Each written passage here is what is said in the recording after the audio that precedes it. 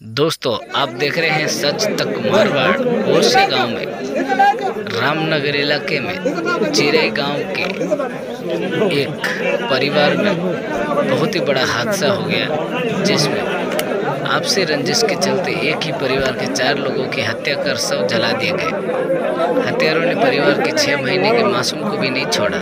बुधवार सुबह 4 बजे शव के आंगन में जले हुए मिले।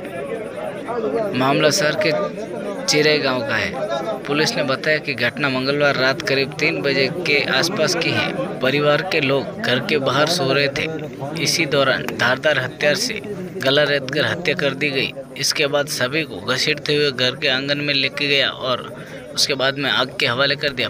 पुलिस की प्रारंभिक जांच में परिवार का ही आपसी विवाद सामने आया। परिवार के मुखिया मृतक पुनाराम के भतीजे पर शक है कि उसी ने सभी को मौत के घाट उतारा है।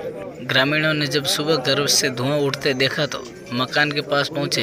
यहां अंदर जाकर देखा तो पता लगा कि परिजनों के शव पड़े थे।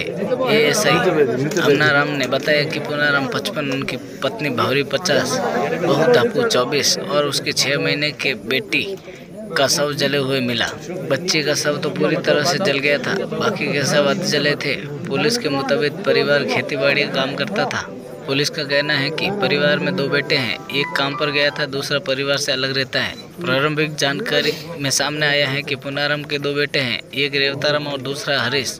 धापू रेवताराम की पत्नी है। रेवताराम ओरछा तहसील के ही गेवड़ा गांव में एक कटर मशीन जोधपुर पत्थर की फैक्ट्री पर काम करता है। बताया जा रहा है कि एक दिन पहले ही वह काम पर गया था। दूसरा बेटा हरीश का जामू गांव में अपने परिवार के साथ अलग रहता है। ग्रामीणों ने बताया कि सुबह करीब 5 बजे तक उन्हें पुनाराम के घर आग की लपटें दिखी तो वे मौके पर पहुंचे। पहले सोचा सामान्य आग है, पर वहां चारों शवों के जलने की धुएं से आग निकल रही थी। विधानसभा में उठा मामला, शाम 5 बजे सरकार देगी जवाब। इस हत्याकांड का मामला शून्य काल के दौरान विधानसभा में भी उठा।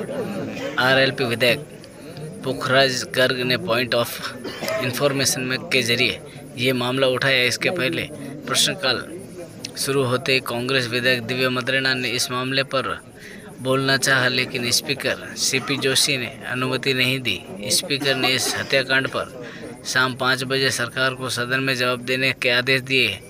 शाम 5 बजे यूडीएच मंत्री शांति धारीवाल इस पर सदन में जवाब देंगे। पारिवारिक विवाद का शक गहराया। प्रारंभिक जानकारी में सामने आया कि मृतक पुनाराम के भतीजे तेजाराम ने सूरत में सुसाइड किया था। इधर पुनाराम ने भाई भैराराम को ये लगता था कि उसके छोटे बेटे को पुनाराम ने मरवाया है। इस बात को लेकर कई बार दोनों भाइयों के बीच में विवाद भी हुआ। बताया जा रहा है कि बातों बातों में जब भैराराम ने पुनाराम पर बेटे को मारने का आरोप लगाया तो पुनाराम ने भी जोश में कह दिया था कि हाँ, मैंने ही मरवाया। इस पर भैराराम के बेटे पप्पूराम ने बदला लेने की सोची। इसी साजिश के तहत पप्पूराम ने अपने चाचा समेत सबके पूरे परिवार को खत्म कर दिया। सुबह से शाम तक ग्रामीणों की भीड़ उमड़ी रही और हजारों की तादाद में लोग और पुलिस स्टाफ मौजूद रहे और एसपी, कलेक्टर, डीएसपी सभी की मौजूदगी में ये पंचायत रखी गई समाज के लोगों ने कि हमारी मांगे पूरी करो, नहीं तो हम लाशें नहीं जलाने देंगे और ना ही हम कुछ आगे कदम उठाने देंगे। तो हमारी सरकार से विनती है कि हम हमारी मांगे पूरी करें, नहीं तो हमें कुछ न्याय दे। न्याय के बाबत में ग्रामीणों ने जोर शोर से समर्थन किया और कलेक्टर साहब से बातचीत की और कलेक्टर साहब ने कुछ जवाब नहीं दिया। ग्रामीणों ने मांगे भी कलेक्टर साहब को पेश की, लेकिन कलेक्टर साहब ने जनता को गुमराह करके थाना चले गए। बोले थाना जाके आता हूँ, उसके बाद में मैं आप सभी को जवाब देता हूँ। उसके उपरांत समय निकलता गया और कलेक्टर ना ही वापस आया और ना ही कोई जवाब मिला।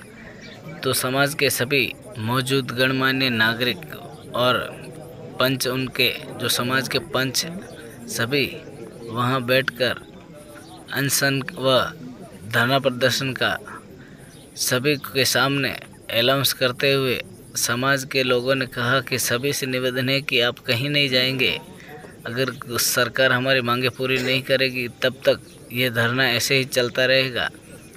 तो जल्द ही सरकार हमारी मांगे पूरी करे, नहीं तो ये धरना इसी तरह चालू रहेगा। और हमारी मांगे जितने भी है सरकार से निवेदन है और अशोक गहलोत से भी निवेदन है कि ये हमारी जो मांगे है पूरी करे, नहीं तो हम धरना ख़त्म नहीं होने देंगे और धरना आगे बढ़ाया जाएगा। ओसिया विधायक देव्या मदरेना सुबह से लगा के शाम तक भूखी प्यासी वहीं पर बैठी हैं और अभी तक कोई जवाब नहीं है कलेक्टर साहब का।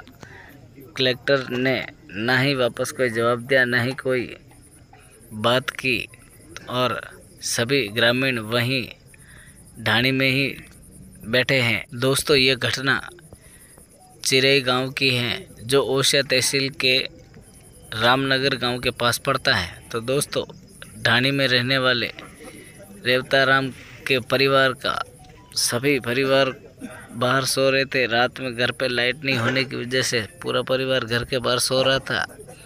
तब 3 बजे पप्पूराम आता है और धारदार हथियार लेकर उनकी सभी की गला रेत कर हत्या कर देता है। उनके बाद में उनका शव को घसीटता हुआ झोपड़ी में लेके जाता है। फिर उनका शव को एक के ऊपर एक रखकर सभी शवों को जला दिया जाता है।